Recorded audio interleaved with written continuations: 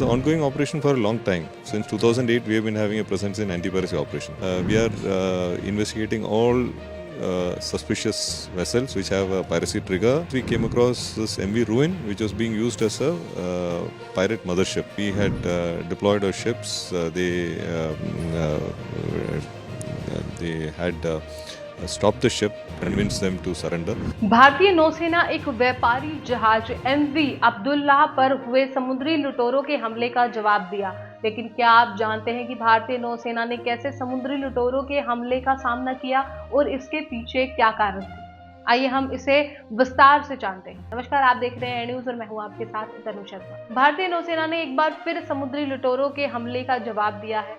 इस हमले में बांग्लादेश व्यापारी जहाज एमवी अब्दुल्ला को लुटेरों ने हाईजैक कर लिया था, जो मोजाम्बिक से संयुक्त अरब अमीरात की ओर जा रहा था। नौसेना ने मंगलवार को पहली बार एक P-81 दीर्घमार्ग समुद्री गश्ती विमान को भेजा, जब उन्हें जानकारी मिली कि एमवी अब्दुल्ला पर लुटेरों ने हमला किया है। शाम को P-81 ने एमवी अब्दुल्ला का पता लगाया। विमान ने जहाज के दल की स्थिति का पता लगाने के लिए संवाद स्थापित करने की कोशिश की, लेकिन उसे कोई प्रतिक्रिया नहीं मिली। फिर गुरुवार की सुबह एक भारतीय युद्धपोत बहुभूमिका फ्रिगेट INS तरकश आफत किए गए जहाज को रोका। वही जहाज ने दल की सुरक्षा, जो सभी बांग्लादेशी नागरिक थे और जिन्हें लुटेरों ने बंधक बना लिया था, उनकी पुष्टि की, और लेकिन हस्तक्षेप संभव नहीं था क्योंकि इससे वे हताहत हो सकते थे।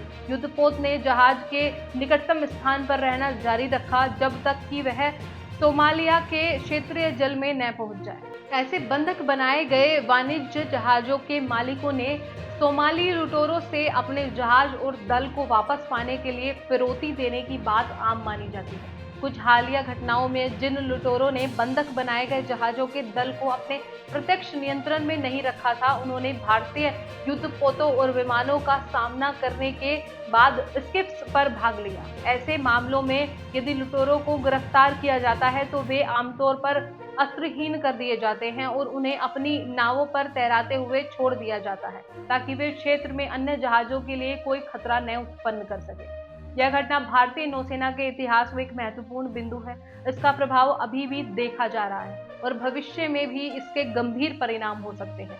इसके अलावा यह घटना भारतीय नौसेना की सुरक्षा और सामान्य जनता की सुविधा के माध्यम को उजागर करती है। और भारतीय नौसेना ने समुद्री लुटेरों के हमले का सामना किया, लेकिन जहाज के दल को बंधक बनाने के कारण हस्तक्षेप नहीं कर सकी। इसके प्रभाव को देखते हुए यह स्पष्ट है कि सुरक्षा, सामान्य जनता की सुविधा और सांप्रदायिक संवेदनशीलता को ध्यान में रखना महत्वपूर्ण है।